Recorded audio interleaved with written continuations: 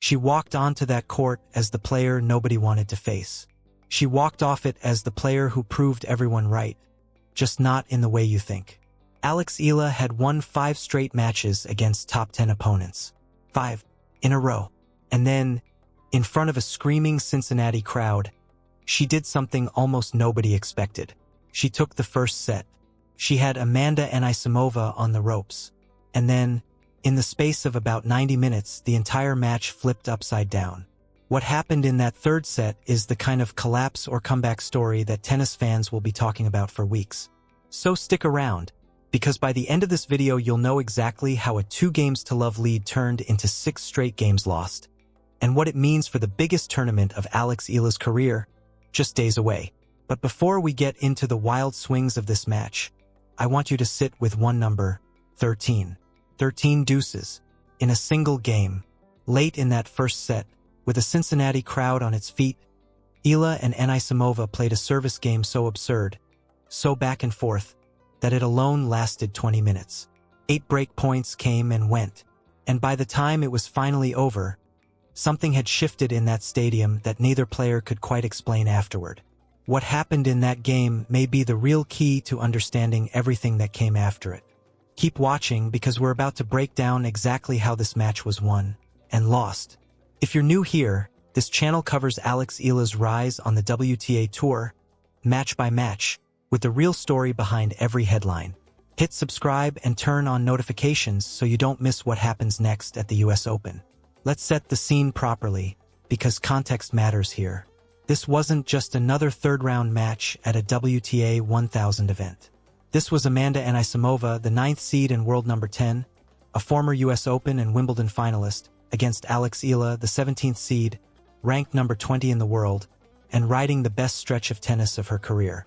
2 weeks earlier, Eala had done something no Filipino tennis player had ever done. She won a WTA Tour singles title, capturing the Mubadala DC Open in Washington by beating Jessica Pegula, the world number 3, in a rain-delayed final. Along the way in Washington, she had also taken down Alina Svitolina and Naomi Osaka. 3-seeded, established names, gone in a single week. That run pushed her to a career-high ranking of world number 20, the highest any Filipino has ever reached on the WTA Tour. So by the time Cincinnati rolled around, Eala wasn't arriving as a feel-good underdog story anymore. She was arriving as a genuine threat, and the tournament knew it. Her opening match against Romania's Elena Gabriela Ruse never really got the chance to become a contest. Eala raced out to a 6-1, 3-0 lead before a lightning delay hit the grounds, and when play was suspended, Ruse made the call to retire with a right foot injury rather than continue. It wasn't the dramatic 3-set battle some fans might have wanted, but it did exactly what Eala needed. It got her through to the next round healthy, rested, and with her season-long momentum still very much intact. That set up the match everyone in Mason, Ohio actually wanted to see. Eala versus Anisimova, first meeting of their careers, no history between them, no patterns to lean on, nothing but raw form against raw form. And the storylines around it were impossible to ignore. Anisimova was the American, the higher seed, playing in front of a home crowd in the United States. But this is Eala we're talking about. And by now, tournament organizers and rival players alike have learned that an Eala match doesn't necessarily mean a hostile road crowd for her opponent. It means something closer to a home game wherever she plays, thanks to the Filipino tennis fan base that has been showing up, loud and in numbers, at every stop of her tour season. Anisimova herself acknowledged it beforehand, saying she expected a packed house cheering for Eala and that she was looking forward to playing in front of that kind of energy rather than being rattled by it. Now here's where the story gets interesting, because on paper, this should have been Anisimova's match to control. She's a bigger hitter. She has more Grand Slam final experience. She had cruised into the third round by beating Zeynep Sonmez in straight sets. The blueprint for beating a power player like Anisimova has always been about disruption. Forcing extra shots into a rally, changing the rhythm, making a player who wants to finish points in 3 or 4 shots grind through 8 or 10 instead. And for one full set, that is exactly what Eala did. The opening set was tight from the very first game, both players trading holds, neither willing to give an inch. And then came that stretch in the middle of the set, The 20-minute fifth game, 13 deuces deep, 8 break points saved by Eala in a row. If you want to understand how a player wins a set like this, that game is the answer. She didn't overpower Anisimova. She simply refused to lose that particular game, point after point after point, until Anisimova's pressure finally cracked under its own weight.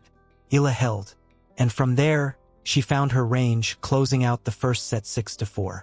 For a moment, it looked like Eala might be about to do it again. Beat a top 10 player, snap another name off her growing list of scalps, and set up a fourth-round date with Wimbledon champion Amanda Anisimova. She had already beaten 7 top 10 opponents this season. Number 8 looked to be right there in front of her. And then the match turned. Slowly at first. The second set stayed on serve through 6 straight games, both players holding, neither giving the other anything easy. But in the 7th game, Anisimova finally found the break she'd been chasing. She backed it up by holding her own next 2 service games, and suddenly the set that had felt like a formality for Eala became a genuine fight.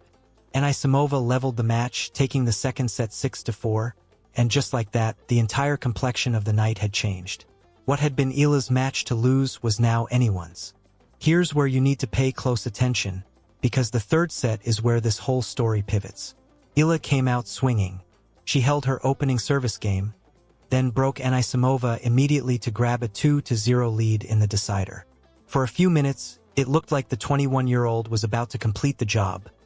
One more push, and she'd have beaten a top 10 player for the 6th straight time, extending a streak that no one saw coming a year ago. But Amanda Anisimova had other plans. What followed was one of the most complete turnarounds of the entire tournament. Anisimova broke back immediately, then simply refused to let go. She won the next 6 games in a row. Not 4, not 5, 6 straight games, closing out the third set 6-2 and completing a full reversal of a match that Eala had once controlled from start to middle. The whole contest lasted 2 hours and 28 minutes, and by the end of it, Anisimova had outpointed Eala 110-98, converting 5 breaks across those final 2 sets to seal a 4-6, 6-4, 6-2 win. Think about what that means for a second. Eala didn't just lose a close match. She lost after winning the first set. She lost after leading 2-0 in the decider. This wasn't a case of one player dominating from the opening point. It was a set-by-set collapse of momentum, the kind that leaves both players and fans replaying specific moments afterward, wondering exactly where it slipped away. For Anisimova, the win mattered more than the scoreline suggests. It snapped her own run of near-misses against ranked opponents. Coming in, she'd lost 5 straight matches to top 20 players, and was just 1 win from 6 top 20 victories all year. Beating Eala gave her that breakthrough, sending her into the 4th round to face Wimbledon champion Amanda Anisimova, and building real momentum heading into the US Open. Speaking afterward, Anisimova didn't hide how demanding the match had been, crediting Eala's fight and admitting she needed to dig deep to find her level in the middle of the contest. For Eala, the loss ended a 5-match winning streak against top 10 opposition, a streak that had defined her entire summer swing through Washington, Toronto, and now Cincinnati. It's easy to focus only on the defeat, but zoom out for a second. This was a 21-year-old ranked outside the top 15, playing a former Grand Slam finalist, in the opponent's home country, and she still won a set. She still had her nose in front twice, once at the end of the first set, once at 2-0 in the third. That's not the profile of a player who got outclassed. That's the profile of a player who is genuinely, currently dangerous to everyone left in the draw. She just came up against someone who found her best tennis exactly when she needed it most. And there's a bigger picture forming around Eala right now that goes beyond any single scoreline. Just before this match, Marriott Bonvoy announced her as the face of its Tennis the World campaign across Asia-Pacific, excluding China. A major global travel brand betting on her as one of the sport's next breakout stars. That's not a tennis result, but it tells you something important about where her career is heading. Brands don't chase players who are only exciting for one good week. They chase players who are becoming the story of a season. So where does this leave things? Eala's Cincinnati run is over, but her North American hardcourt swing was never really about one tournament. It was about proving that Washington wasn't a fluke, that beating 3 seeded players in a single week was a sign of something sustainable rather than a hot streak that would fade the moment she faced real resistance. And in Cincinnati, even in a loss, she gave that proof. She took a set off the world number 10. She led in the decider. She made a player with Grand Slam final pedigree fight for every single point of a 2.5-hour battle. Now her focus shifts to New York, to the US Open, the final and biggest stop of this stretch of the season. She'll walk in as one of the form players on tour, in her second appearance in the main draw of a Grand Slam, chasing something she hasn't had yet in her career, a deep run at the very highest level of the sport. After a season that has already included a maiden WTA title, wins over 3 separate top 10 players, and a career-high ranking, the question isn't whether Eala belongs in these matches anymore. Cincinnati already answered that. The question now is how far she can go the next time the stakes are even higher. If this breakdown helped you understand what actually happened in that match, make sure you're subscribed because the US Open is coming fast, and this story is far from finished.